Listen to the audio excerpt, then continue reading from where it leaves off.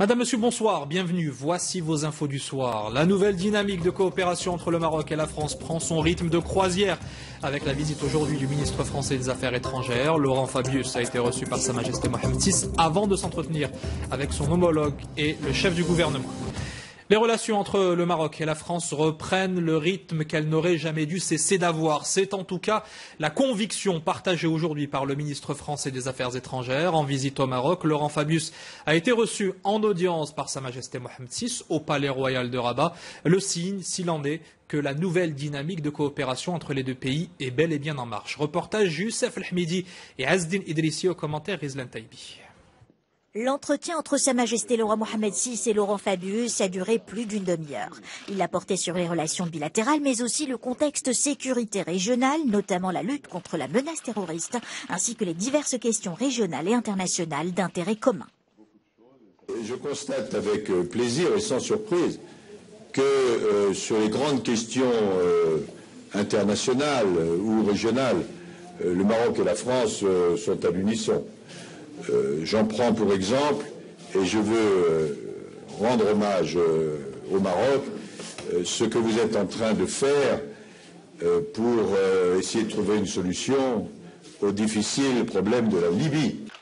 L'entrevue a également porté sur les perspectives d'avenir fortes et sereines des relations entre l'Hexagone et le Royaume dans l'ensemble des domaines. De Roumou à Casablanca, le dossier Brissot du nom de l'héritier d'une villa du quartier Ain Dieb est actuellement jugé en appel. En première instance, la justice avait reconnu la spoliation du bien immobilier par le biais de documents falsifiés. Reportage Hassan Lohmedi et Mohamed Badawi au commentaire Rita Sahar.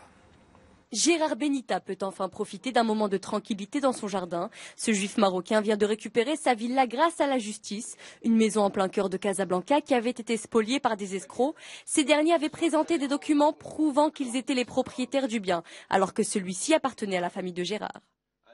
Ils étaient plusieurs, ils avaient bénéficié des appuis auprès des administrations, ils avaient des notaires, des avocats, des gens de la légalisation, des faussaires qui leur faisaient les faux papiers.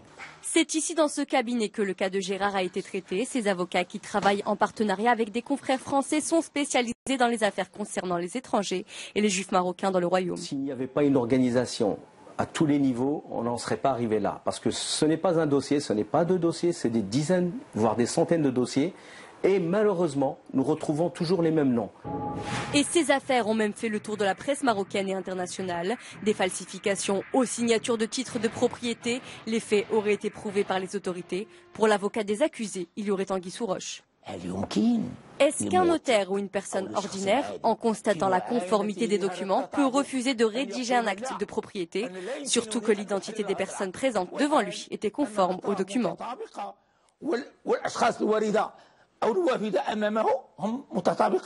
Si les notaires nient toute responsabilité dans ces dossiers, pour Gérard Benita, l'affaire est définitivement classée. Aujourd'hui, il a pu récupérer sa villa de plus de 3500 mètres carrés. Par contre, pour les 6 personnes accusées, l'affaire se poursuit. Après avoir été condamnés entre 7 à 12 ans de prison, les inculpés ont interjeté appel.